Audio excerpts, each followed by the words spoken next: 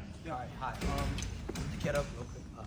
So my name is Maret. I'm an Orthodox Christian, and basically the question I had was directed basically to you and Cliffe, which is, you've talked about your stance on baptism and the Eucharist, and how you believe that they're just basically symbolic, outward professions and not actually efficacious for salvation.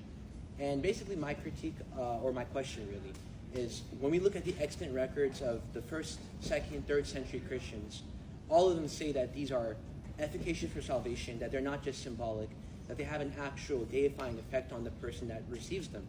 So I guess my question is, how can you say that you're following what the Bible says if your interpretation of the Bible is not lining up with the people that directly received the Bible and even compiled the canon of the New Testament as we know it? If that's true, then what's the history of why so many millions upon millions don't think it's the case?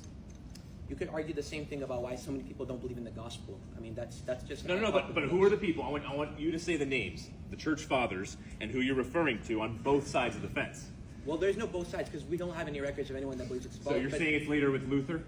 Not even with Luther, because Luther famously said he would rather drink blood with the Pope than... So then how did it come about? It came with Ulrich Zwingli and some of the radical and reformers, which is like, what, 500 years ago? What does it matter, the dating?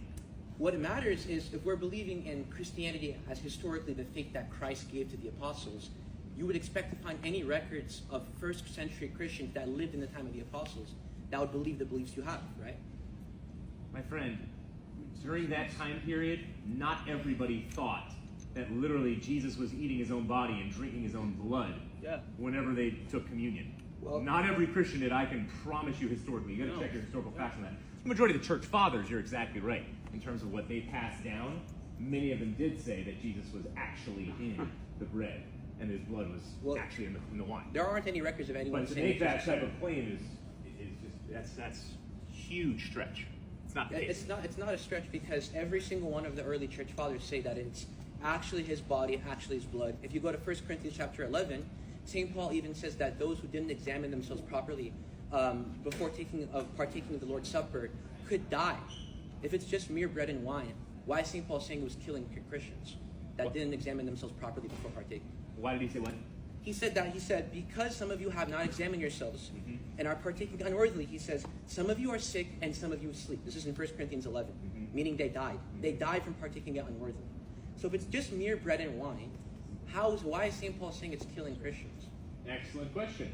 Contextually, because people were not doing it in such a way that was obviously worthy and in a worshipful manner towards God.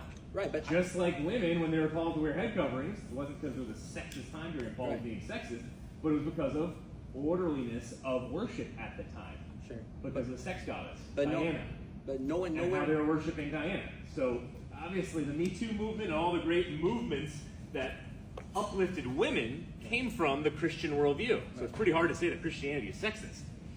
Well, nowhere in the scriptures. So again, a lot of your type of thinking, which I really respect. I have friends as well who assume your type of thought when it comes to communion.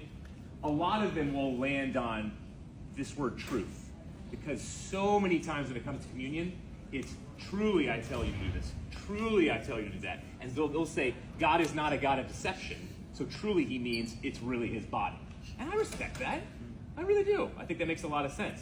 So I don't make a huge deal out of it, but to say transubstantiation, in order to be a strong Christian, or I hope you would never say saved,